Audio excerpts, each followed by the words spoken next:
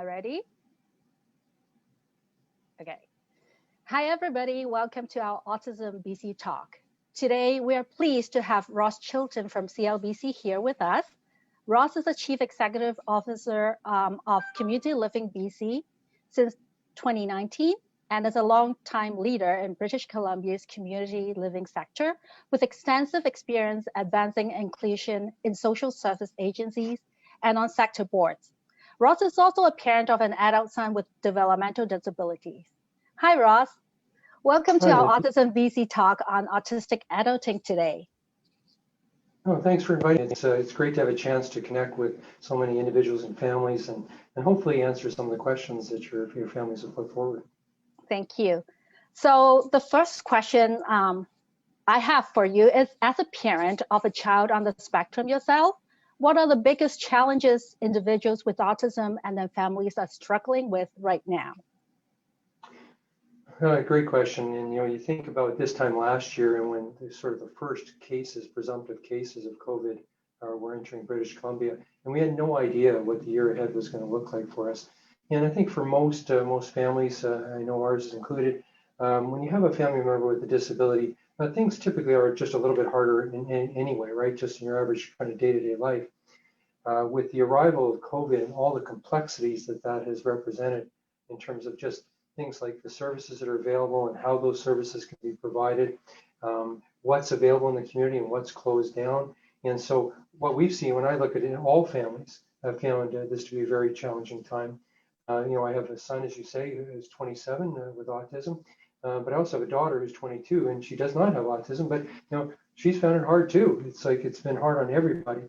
We as a family kind of realized, many of our routines and the things that we kind of count on just haven't been the same through COVID. And even the things that we typically rely on are kind of more difficult or challenging. So when we look at the families, it's sort of affected families differently.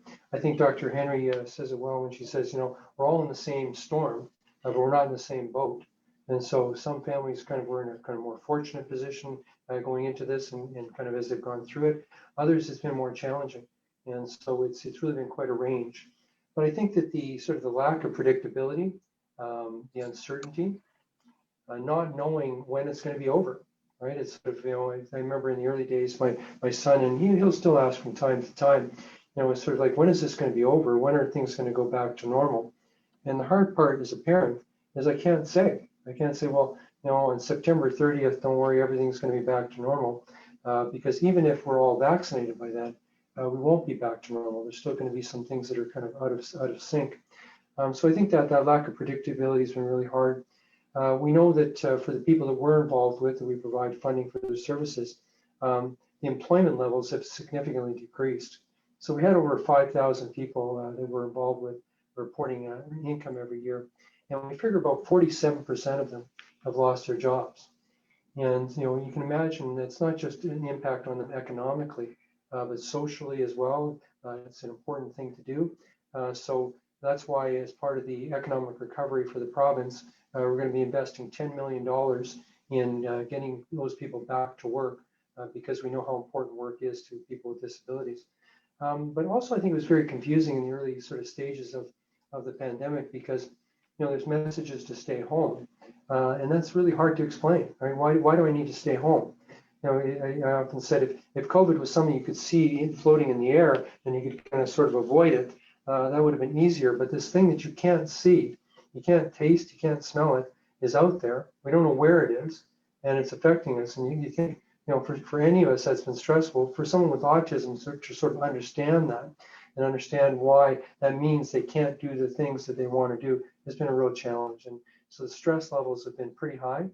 And I don't know, as a parent, one of the things I realized early on was you're only as happy as your least happy child. And so if you have a child that's going through stress, it's kind of hard yourself to not feel that because you love them so much and you want them to be doing well.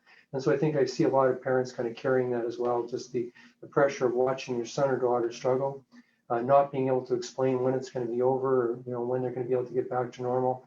It's been hard on all families, but particularly families where somebody has autism. Mm-hmm. Yeah, because what we found is we are practically undoing what we have taught them in terms of social skills, right? So do you find it impact the mental health of the individuals, and the family as a whole, and what support out there are for specifically for autism and families? Well, you think about it, right? Like what keeps us mentally healthy and well and physically healthy and well? You hear this about a lot of people talking about their COVID-15, where they gained sort of 15 pounds over COVID because the usual activities that they would engage in are kind of more difficult to access or unavailable. The same thing in terms of mental health. I mean, when you look at your life and kind of what gives you joy, what kind of builds you up at the end of the day, and many of those things are kind of more difficult to do, or you can't do them at all. The biggest one being just being in person contact with people, right? It's sort of the restrictions, the social restrictions have been very, very important and are very, very important in terms of preventing transmission of the virus. But to not be able to be with the people that you love and you care and like to do things with, and that's been very hard. Events that you would normally count on at different times of year canceled or different. They can seem like small things, right? Like it's sort of, like the Canucks Autism Network and all this great stuff that they offer, but you just can't do it as much in the same way or in the same kind of degree that they were able to do it before. People miss that stuff, and it's understandable they do. And when you're less active and you're less connected to people, we know how that affects people, and they start to lose sleep. Kind of perhaps it means that they're eating more or eating less. That not just affects them physically, but starts to affect them emotionally. And so what we've been trying to do is get lots of resources and information out there about how people can stay well. And a lot of that is just kind of lifestyle stuff to do what you can do and to kind of accept what you can't change. And also just resources. One of the things we're going to be doing in the next number of months is, so we've given a little bit of money to some self-advocate organizations who are going to be rolling out some more programs that will involve people to have the chance to virtually join chat meetings and those kinds of things. So again, it's just trying to do what we can, because I don't know if you found this in life, but when you try to change things that are not within your control, it doesn't make life easier. It just makes life more difficult because you feel a sense of futility. So we're trying to get people to focus on what they do have control over and do those things that do help them to stay encouraged, stay hopeful, and kind of keep well. Yeah, that's great to know. I know CLBC supports people of all diverse abilities. Can you briefly tell us what CLBC serves autistic adults in specifically? Yeah, it's interesting, Lindy, when CLBC was formed back in 2005, at that time we were involved with about 10,500 adults in the province. And if you fast forward to 2021, it's now over 23,500. So just look at the incredible growth rate. And part of that has been more people with autism coming to our services, either through the developmental disability stream, where they qualify both by having kind of perhaps autism or such, but also significant cognitive impairment, or through what's called the personalized support initiative, where people with fetal alcohol syndrome or autism spectrum disorder and some functional limitations qualify under that. So we've had a huge growth rate in the number of people that kind of come to CLBC. What I think when you talk to people, when you talk to families, it's sort of, they realize that they need some services in order for the person that they love to grow and to succeed. But the goal isn't to have services. The goal is to have a good life. And that's really what we've tried to focus on for people. So I think of, when my son was a child, and I got asked by a social worker, and what's your goal for your son? What would you like to see true in his life when he becomes an adult? And I said, well, I'd like to know that he's paying income tax. And the social worker stopped and she says, you'd like him to pay income tax? I've never heard that before. Like, why is it important to you that he pays income tax? I said, well, if my son's paying income tax, it means he has a job that pays him enough to pay income tax. And if he has a good job, probably a lot of other good things in life are happening to him as well, because he'll have colleagues, he'll have social connection, he'll have purpose and meaning in his life, and he'll be able to buy some of the things that are important to him. So one of the things we're trying to do as we go forward through the pandemic is focus on important things like employment and supporting people to succeed. You also, if you talk to a lot of self-advocates, they say, I want a home, and parents will say, I want to know my son or daughter is going to be okay when I'm gone. And they might be living with me now, but they can't be living with me forever. And so one of the things we're working on is one of our priorities is to kind of have more housing available for people with disabilities so that they can live as independently and interdependently as possible and succeed in that lifestyle. So employment and work is certainly priorities. And then it's just the physical and emotional health, which really the pandemic has really emphasized, right? It's the importance of health. Because if you don't have your own health and you're not physically healthy, you're not emotionally healthy, probably again, good things aren't going to happen. It's hard to kind of manage a job. It's hard to kind of manage your life if you're not physically and emotionally healthy. So again, trying to make that a priority as we go forward. Okay, that sounds good. So like, as you said, a lot of time when you go to a social worker, they'll ask you, what is your vision for your child when they grow up? But we usually have families come to us, they're very confused what CLBC takes care of. Do they take care of PWD? Do they take care of housing? And somehow, like a lot of families, or individuals, they need help figuring out what exactly do they need and prioritizing these needs. So who can help them with the process? So the PWD is through our ministry. So CLBC reports to the Ministry of Social Development and Poverty Reduction. So while that's part of our ministry, it's not the work that we do. But it is important for people that they're eligible to apply for that, of course, because it provides a good income support for them as they enter into adulthood. In terms of housing, CLBC doesn't kind of purchase, or we don't build housing, but we realize the importance of housing in a good life. And so we often and service providers who are out there trying to develop housing as well. So it's not part of our mandate to have affordable housing. It is something that's understandable that will need to take place. I certainly relate to what you're saying in terms of families when they're kind of being asked those questions. It's kind of hard sometimes to know, right? Like as a family member, sometimes you're just trying to kind of get through this week or this month, and trying to think far out can be very difficult to do. And when we went through that process with our facilitator, and that's the role at CLBC, is they're called facilitators. It kind of meets with families, helps kind of confirm their eligibility, makes them aware of certain resources in the community, information about PWD, information about registered disability savings plans, those sorts of things. So when we met with our facilitator, and they asked us those similar kinds of questions, and I have to admit that going into those meetings, even though I've been in the sector at that point for about 10 years, I had a very sort of more narrow view of my son's future. And the facilitator really asked some great questions to get us thinking about a broader sense of what the future could look like. And I remember the facilitator saying to my son and myself and his mom, what do you think about kind of getting more schooling? What do you think about kind of going on to university? He said, often when you're sort of 18 or 19, you're not kind of done going to school, and you're not done kind of finding yourself and maturing and all those sorts of things. He said, well, what about that? And at that point, I have to be honest, I hadn't really considered that possibility. My son wouldn't sort of academically qualify for university, and so I just kind of put it to the side. But when the idea was put into his head and into our head, it then really kind of started to sprout. We thought a lot about it. And self-disclosure, I did end up on the board of Steps Forward, but Steps Forward was the program that ended up helping our son to attend post-secondary school at Simon Fraser University for 5 years. And you look at that, it's like an example where we as parents couldn't kind of conceive of that idea. But by going into a planning process with someone who kind of understands the sector and understands sort of people and families, they were able to help us see something we hadn't seen before. And that's kind of the best kind of planning, right? It's just not just what do you want, but getting you thinking about things and kind of developing a plan going forward. And I remember one of the cute stories I tell, because as a parent, you don't want your child to be disappointed, right? And it's sort of there was a very real likelihood that he wouldn't end up being accepted in the program and couldn't go to university. And I remember saying to him, Ryan, I said, we should probably have a plan B. What are we going to do if it doesn't work out and you can't go to SFU? What's the plan B? And he just immediately responded and he says, well, I guess I'll go to UBC. And I had to laugh, right? Because on the one hand, it was a beautiful response, but it sort of was exactly true for me, right? And it's like, I applied to more than one university. If you don't get into one, you try to go to another.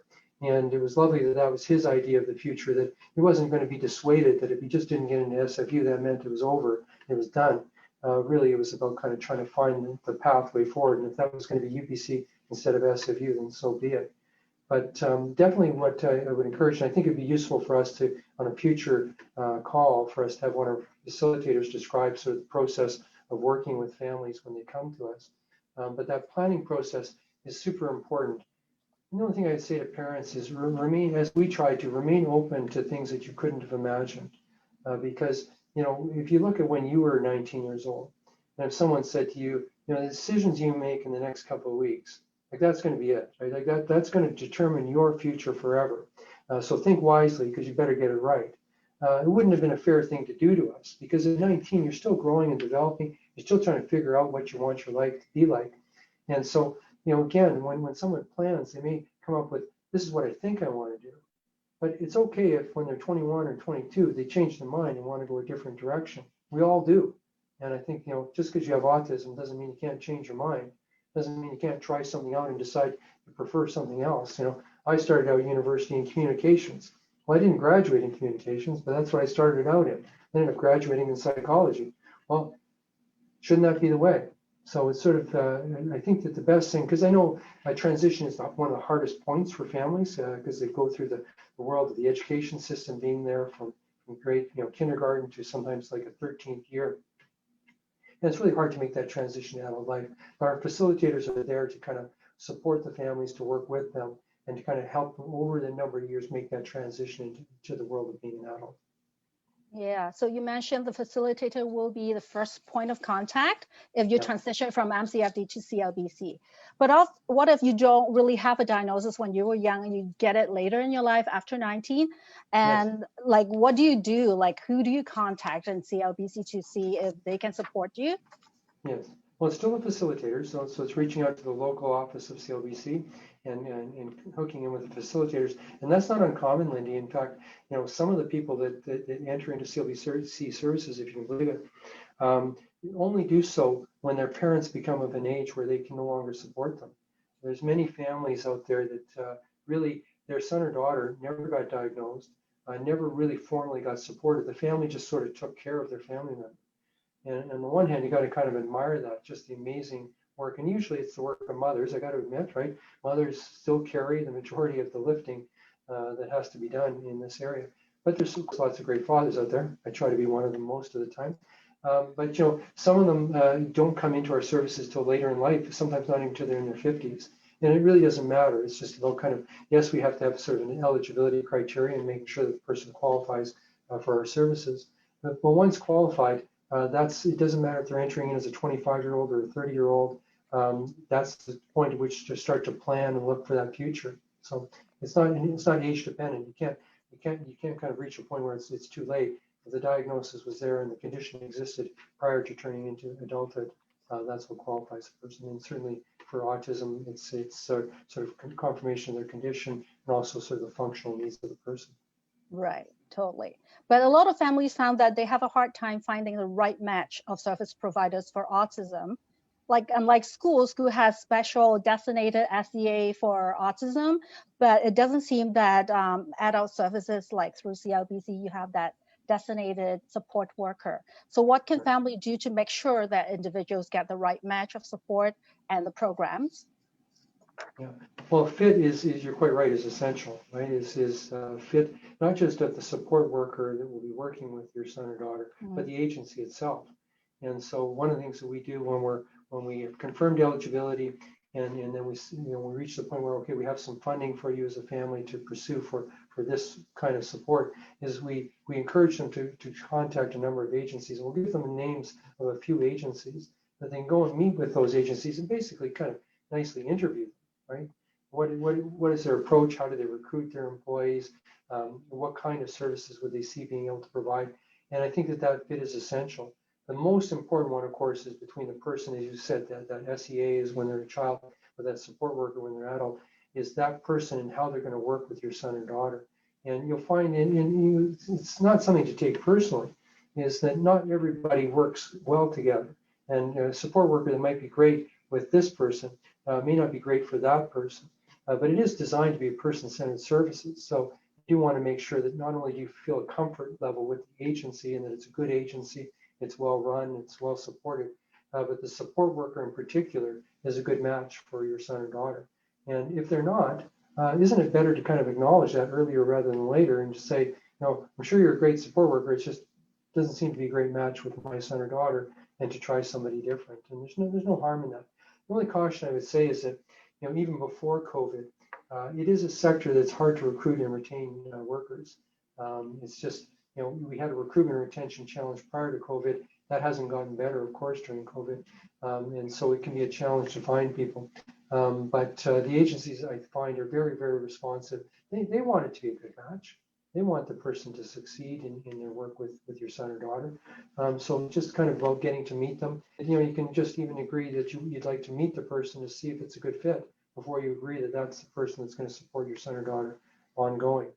The other things that some families will do is they kind of want to do a lot more of that kind of matching themselves, and so they want to receive their direct funding and recruit their own employees. And there's no harm in doing that as well, as long as they're properly supported. And Bella does a great job of supporting families that want to set up person-centered societies or microboards, where they can kind of, people that are closest to the person help to recruit the person who will support them. But if people are wanting to do that, I certainly encourage them to look at the information provided by Bella, because they do a great job of kind of talking about what that looks like, what are the responsibilities, and making that work. But every family, you're quite right, should pay attention to what's the best fit in terms of the support worker with my son or daughter. I see. But it seems that adult services focus a lot on, as you said, support. But we know our young adults, they don't stop learning at 19. They want to be like their peers and go into maybe post-secondary. But for those, because of the intellectual disability or their autism, they were not able to get the Dartwood diploma when they graduate. What if they want to go back and then, doing some high school training or vocational training? Is there will CLBC look at providing more support in terms of like a teaching component, maybe like an adult day school, vocational school specifically for these, not on the higher side of the spectrum? I think what's helpful is to realize that there's already sort of those systems in place. And really, it's about being able to access and succeed in those settings. So just like we're not going to set up sort of a university for people with disabilities with autism, the goal is for people with autism or disabilities to be able to go to the universities that exist now. And so our preference is to look at what kind of accommodations need to be made so the person can succeed in those settings and really take advantage of everything that it has to offer. But I say the same thing in terms of adult education, right? There is adult education that's available to those people who, don't have to have a disability. They just didn't get their grade 12 Dogwood diploma. And so adult education is there, but it may be that the person needs some support in order to be able to succeed in that adult education. And that's sort of what our preference would be, is kind of looking at if the person says, I want to complete high school. I think that's important to me, and I think it'll help me in my life down the road, is that the support's then helping them to access those typical resources that are available in every municipality, every sort of school district around the province. And you make an excellent point, which is, and never think that the person's growing is done growing, right? Is just because you turn 19, it's not over. The learning's not over. And in fact, if it is, what a tremendous loss of life that is, to just kind of coast for the remainder of one's life, right? I'm still learning things. I fully expect my daughter is, and my son is as well. And so I think it's kind of trying to remember that there'll always be there opportunities for growth. What does that look like for that person now? Sometimes that's going to be education, as you suggest, but the other can be opportunities to learn about being an employee. I know that one of the things that again Canucks Autism Network offers is opportunities for youth to have work experiences. Because you think back to I didn't start out my first job as a CEO. In fact, my first job was working in a pharmacy where I was pricing things for the shelves. And you think back to all the work experiences you've had, and part of what that taught you about is what's required to be an employee, right? You need to arrive on time, you need to work hard, you need to listen to your boss, you need to be pleasant to your coworkers, you need to take your breaks, but not longer than your breaks, all those kind of important things. So those learning opportunities are also super important, because if you can learn to be a good employee, the future is quite bright. It wasn't necessarily 10, 20 years ago, because employers didn't think about hiring people with disabilities. But what I found now is employers are very open to that, but they want employable people coming towards them. And so you're right, get those opportunities to learn specific things, specific skills to be able to succeed either in education or in the workforce. I see. Okay, we all know 2020 was a very difficult year for everybody, specifically to our autistic individuals. How did CLBC adjusted their services delivery to support these individuals who actually have a hard time adapting to this new normal? Yeah, don't we all? But particularly if you like predictability and routine and schedules, it's just been a time that that's not been the case. Well, if you look at a couple of years before this time, so if we look back 2.5 years ago, the minister at the time, Minister Shane Simpson, realized that there was a real interest in looking at what the future should look like for people with disabilities. And so he convened what was called the Reimagining Community Inclusion Table, which involved a lot of stakeholders talking about the future. What should the future look like for people with disabilities?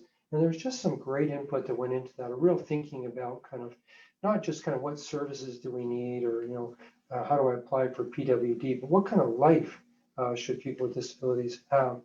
And a number of priorities emerged out of that. And those were employment, health and well-being, housing, and friendship. That's the sort of things that we heard really, really strong. We also realized that our approaches to supporting Indigenous people was pretty poor and needed to improve. So that group was back February 14th of last year. Minister Simpson sort of set this group loose to begin to do work on developing and advancing the future for people with disabilities. And then COVID struck. And just March 18th, so a little less than a month after the convening by the minister. And so that group had to focus immediately on kind of COVID and kind of getting through this very unpredictable, challenging set of circumstances that were presented to us. And as a result of that, and a lot of other work by a lot of great people, things aren't great, but they're okay right now. They're kind of, the service systems are operating, people are getting some of what they need most of the time. Things are kind of going okay. And so really what we're now doing, and we actually had our first meeting today, is the steering committee of Reimagining Community Inclusion is reconvened to focus on 4 priorities. And the 4 priorities are employment, health and well-being, homes, and our Indigenous services. And so that's what we're now going to try to advance, is to look at what matters to people and how will that be going forward. So as I said before, we have some additional money to focus on the hiring of some additional employment developers to help people get jobs that have lost their jobs, because I really do not want us to lose our momentum around employment. It's sort of, these are gains that are kind of difficult to achieve but easily lost. What I would like to see is a province where if you have autism or any other form of disabilities and you want to work, you will have the opportunity to work. Because people of working age, that's really where you're going to get not just money, but your sense of purpose, your kind of, if you took me as a 20-year-old and said, I just, you're not going to work, you just kind of go to a program and do a couple of things and then come home. I think I would have become depressed or emotionally unwell as well. Work is what people of working age need to do. So focusing on work is a priority. Homes, it's sort of, the stay home, stay safe message that our Prime Minister and Premier were giving back in April and May was a very important message, and people have done that. But people don't want to stay with their parents forever. It's sort of like, and I think most parents don't want their sons or daughters living with them forever either. But it is a useful thing, and your average sort of youth now probably does stay at home till about 28, 29. That's not just people with autism or disabilities, that's just everybody due to sort of affordability factors. But it's kind of, we want to be able to see that people can, at kind of sort of a typical age, move on to greater interdependence with others outside their families. So we're going to really focus on employment. And health, if you look at the research that Special Olympics has done, and of course they've tried to encourage health and well-being for people with disabilities, but if you look at the research on people with disabilities and their health outcomes, they're not really that good.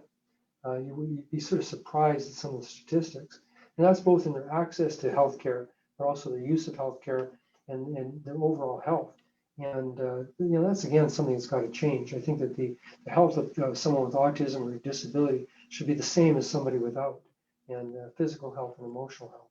So that's why we're going to focus on that area as well. And we think that those are things that people will kind of go, well, if I have a home, and I have a job, and I'm physically well, maybe my life isn't perfect, but it's probably going to be pretty good. I see. Yeah, that sounds reasonable.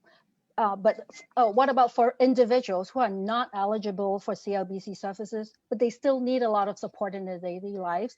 What suggestion will you give them? Well, sometimes, of course, people come and meet with our facilitators, and that's the case. And it's, while we'd love to be able to include everybody, we do have a certain mandate, and that mandate is growing significantly, though. As I said, we're about 5% a year, which is an incredible number of new people coming towards us. But the facilitators will point people to resources that are available in the community that don't require that designation to access it. And there's certainly, I'm not doing an ad for Canucks Autism Network, but I look at some of the stuff that they've done. It's really been quite amazing and quite a great resource. Another organization for families, I would say this isn't for the individuals, but for the families. Again, a disclosure, I used to be on their board, is the Family Support Institute. Because the Family Support Institute, again, doesn't have sort of a diagnostic criteria to be able to be eligible for what the support that they provide.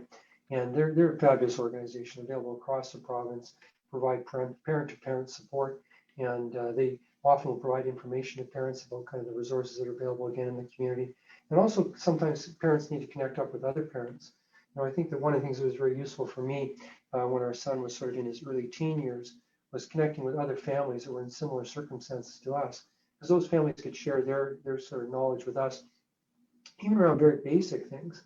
I remember a parent saying, well, did you apply for the BC Ferries Pass so that your son or daughter can get a discount, and if you're with them, supporting them, you can get a discount on travel? It hadn't occurred to me. But there it was, and we applied and got it. Same thing around disability tax credit, and sort of wasn't aware of that whole process. I learned that from parents, not from professionals. Yeah, well, talking about the criteria, we have a question from the floor. Is there an exception to policy in place for CLBC paying for an autism assessment if an individual has no intellectual disability but has adaptive functioning deficits and has exhausted all other avenues? Does the CLBC manager have discretion to authorize this on a case-by-case basis? It's a good question. I'm not actually sure. It's sort of, that'd be one we'll have to park and kind of ask our operations team sort of what they do. It's sort of, but I do appreciate that for families, it can be very hard when you look at your son or daughter's circumstances and you see needs there and that they don't qualify for CLBC services. And it doesn't mean we're not saying that they don't need help. It's just, as you can appreciate, we do have a particular mandate and have to live within that. Yeah, it's certainly, perhaps I can get you a follow-up answer to that question. Okay, cool. And I have some questions from the floor right now. And Karen asks, I'm a home share provider for an adult with profound autism. I heard on the conference call that they will be able to access the vaccine in April. Are families of the home share also able to access that time as they help with their case? Yeah. Well, it's we don't know is the short answer, right? That these are things that are being sorted out on the fly. So what the person's referring to is that, in terms of the prioritization within the province, in phase 2, adults that live in group homes would prioritize for vaccines. So that's starting actually in February, so February, March. And you could say, well, why in a group home but not in a home share arrangement? You could have a person with the same needs. And the province is recognizing that, health realizes that. You could have an individual living in a group home that has the exact same sort of health-related risk factors and needs as somebody living in a home share arrangement. But what's different about the group home is the risk of passing it from person to person that's residing in that home. So that's why group homes, because of the congregation factor, were moved into group 2. In group 3, there's and I forget the exact term, but it's kind of adults with clinically significant disabilities would be prioritized in phase 3. And so that could be people that are living either with their family or in a home share setting. And the whole rollout of that, the details are still need to follow. But it is good that health is aware that there's a risk with that population. And we want to get everybody the vaccine as soon as possible. The thing I tried to say on the call is, you want to find your right spot in the lineup, right? You want to make sure that when you look in the lineup and you look at the people that are standing in front of you, if you could do that, right? If we could line up all 4 million of us and you look at the people in front of you and say, seems like the people in front of me, yeah, they should be getting it before me. And if you turn around and you look behind you and you go, but it seems like the people that are behind me should be getting it after me. I seem like I'm in the right spot in my lineup. That's sort of really what we're kind of quickly trying to achieve, I think, as a province, is to get people at the right spot in the lineup. Now, there'll be some where somebody might be a little further up than they should be or a little further back than they should be. It's just when you're trying to get 4 million people vaccinated in a 9-month period, that's going to happen. But really, we're in good conversation with health in trying to say, here's the kind of things we think you need to consider as you're planning your strategy around kind of prioritization. I see. So the next question I have from the floor is regarding the subject we talk about, continuing education. So does CLBC offer one-on-one support for young adults wanting to attend post-secondary or adult education, like an SEA type of situation? Do individuals get enough support hours to allow this? Well, it depends, right? I mean, that's the hard thing, and being aware too, when a person's presenting with different needs, sometimes what we're identifying is these are the services that you're eligible for. Unfortunately, we can't always fund those right away, and I think that that's sort of a source of frustration often for families. They go, well, if I'm eligible for it, why can't I get it right away? And part of it is, we got that 5%. So, if you look at every given year, we're getting about 1,400 new people, 1,300, 1,400 new people presenting every year for services. And we get our budget, and the team has to look at kind of the different needs of individuals, prioritize the situations, and then provide what they can. So what the facilitator will do is sort of say, here's the envelope of funding that we're looking will be available for your son or daughter. Here's, we can't tell you exactly when. Here's when we hope to be able to provide it. And then my preference is that instead of saying you're eligible for this service or that service, is that then the family can work and say, well, this is how we would like to use that service. So if you look at one of the things that my son is taking advantage of right now is because he wants to be healthy, he wants to have a healthy diet. So he's getting someone to help him cook and learn new recipes to do that. Sorry, I've got a cough. This is about the fourth meeting I've had today. Losing my voice. But that's a conversation that the family can have with the facilitator in terms of what they're eligible for and what they'd like to use that service for. But CLBC won't talk to Ministry of Education regarding cooperate, like, doing something like a school type of education with support that they can pool the funding together, like not from the top, right? Well, we're not going to create specific education programs for people with disabilities, if that's the question, because what's happened in the past, I mean, if you look at Woodlands, it was called Woodlands School. I mean, that was sort of the intention of these youth, these people are going to go here and get schooling, and congregation like that is typically not turned out well. What our preference is that you look at what education is available within the general population, and understanding that in order for the person to succeed, they need some additional help to do that, and that's where the support comes in, is to be able to help them succeed, but not to create specific programs or disability specific programs. I see. And I have another question. Is CLBC currently looking at different types of housing, living support environments for individuals with disabilities, such as cooperative housing, not the traditional group homes or home share? Yeah, so if you look at in the province right now, most of the people that were involved would still live with their families. It's somewhere in the neighborhood of 10,000. About a little over 2,500 across the province living in group homes, typically 3 to 4 adults. And that was the predominant model coming out of the closure of institutions, right? I mean, it was considered kind of like the very innovative approach, and it was very, very innovative 30, 40 years ago.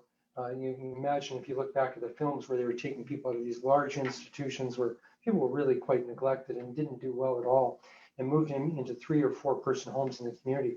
That was a revolution around the world, what happened in British Columbia.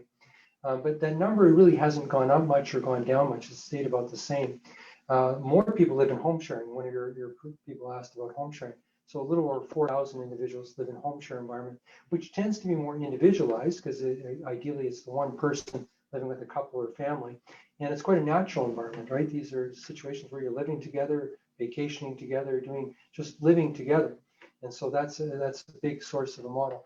What really has been of interest lately is kind of more independent options where people can live on their own and have the support come in as necessary. And definitely we've been working on developing kind of our relationships with 3 main groups. So one is the Nonprofit Housing Association, the BC Nonprofit Housing Association, because there are hundreds and hundreds of nonprofit providers across the province that are in the business of providing affordable housing. And what we've tried to say to them is, we want some of that affordable housing to be available for people with developmental disabilities. So can your existing housing projects or in your future housing projects, can you create capacity for individuals with developmental disabilities to live in those developments. And we've had a very strong and positive response from the BC Nonprofit Housing Association and from BC Housing. So with the organization I was with before, Community Living Society, we formed a partnership with what is called New Chelsea Society. So if you look at New Chelsea Society, they're just in the business of affordable housing. And they're very, very good at it, right? They know how to have great buildings with excellent tenants that are, doing very, very well, affordable housing. That's what they do really well. What CLS did a great job was supporting people to succeed. So the two agencies came together and said, can we have some individuals live in your affordable housing, and then they'll be supported by a community living society. So in that case, really sort of there's kind of cooperation from two different organizations, support organizations, and their crown corporations that support them from behind. So BC Housing, they're the ones that provides some funding to New Chelsea Society. CLBC providing some funding to CLS enables a person to get the supports they need to succeed in those more independent living options. Also had great conversations with Tom at the Cooperative Housing Federation of BC, because in some ways co-op housing is just the dream, right? Because people are choosing to live in co-op housing because not only do they want housing and quality housing, but they want a sense of connection. They want to know their neighbors. They want to be part of a community. And so when I met with Tom a number of years ago and said, Tom, what about in co-op housing? What opportunities are for people with developmental disabilities to join co-op housing? And he says, well, you know what, Ross, we need to make that happen. And so he said, what we're going to do is we've got a new development that is going to occur along Marine Drive. So just inside Vancouver on Marine Drive or Marine Way, there's that river district, and there's some co-op housing in there. And what they're able to do is part of the co-op housing is on a land trust that's been provided to the Co-op Housing Federation. And so what they were able to do was to secure 4 apartments for people with developmental disabilities at the shelter rates, so $375 a month. And they were able to do that in perpetuity, which is a profound thing. So when one person moves out because they no longer want to live there, the unit remains protected for somebody else who will come in and live successfully there. So again, a partnership between CLS and the Co-op Housing Federation occurred, where CLS provides the support for the person to be able to succeed in that environment, and they get the chance to live there. Now, having said that, not everybody's going to be able to make that kind of work. If a person, for instance, needs 24-hour a day, 7-day a week, one-on-one support, it's just not affordable for us to be able to provide that kind of support. So we'll still see some sort of congregate or group home settings for people with more significant either behavioral and or medical support needs. But we do want to make sure that we aren't kind of over-housing people. So only people that really, really need to be in a group home setting because of the level of support they need should be in a group home setting. The rest should either be in a home sharing environment or a more independent living option. Having said that, I've also seen people with very, very significant needs properly supported in home sharing. So I'm not saying that they can't be in home sharing. It's a model that I think really works quite well. But we have to reserve those group home settings for kind of the most intense needs of support, either behaviorally or medically. But there's a real appetite right now to make sure that we continue to make more housing available, because some people are in a housing model they don't wish to be in, and they're only in that because that's what they can afford. So for them to be able to move in, other people can move into those housing units that they have. But housing is a big priority. It'll be one of the 4 working groups that the Reimagining Community Inclusion Group is working on. We'll be reporting out on that each year as well in terms of our progress. That's great information. So I think we have time for one last question. And the question is, please clarify the criteria used to determine who qualifies for CLBC services as an adult and who doesn't for those with ASD. Yeah, so I'm gonna defer that question to when we have one of our team come on and talk about transition, because I think that there's as I said, we as a family found the transition experience challenging, and my wife's a high school principal, and I worked as a CEO of a community living agency, so I have tremendous empathy for how stressful that is, and there's lots of kind of questions about how all that works. But I'd really like to get you the solid details so you kind of have all the information right from the right people within our organization, so we can have a follow-up call and have a facilitator and perhaps a manager talk about the whole process. One of the goals that I have is that whatever we do should be quite transparent, right? Whether that's the eligibility process or once found eligible, the prioritization process, the assessment process. I really want that increasingly to be quite transparent to families so they know what we're doing and why we're doing it. Because someone can be deemed eligible, but then it's eligible for what? And so how do we assess the person's needs? How does that determine sort of what sort of supports we see funding? how do we prioritize them in terms of, if there's 3 people and we only have 2 spaces right now, how do we decide who goes into those sorts of things? So I'd love to have someone come on and just talk a little bit more openly about that process, to kind of demystify it a bit and to make it clearer for families. Yeah, that's great. Yeah, like I think a lot of families will benefit from that talk with a frontline person who really know like how to access the service. But thank you again, Ross, for being with us today, chatting with us. You clarify a lot of information about CLBC services today and gave us a lot of direction how to access the service. I'm looking forward to talking to you again or one of your facilitators or any CLBC staff in the near future so that we can answer more case-specific questions or criteria-specific questions. But until then, thank you very much for being with us today. And until next time, have a good day. Thanks, Lindy.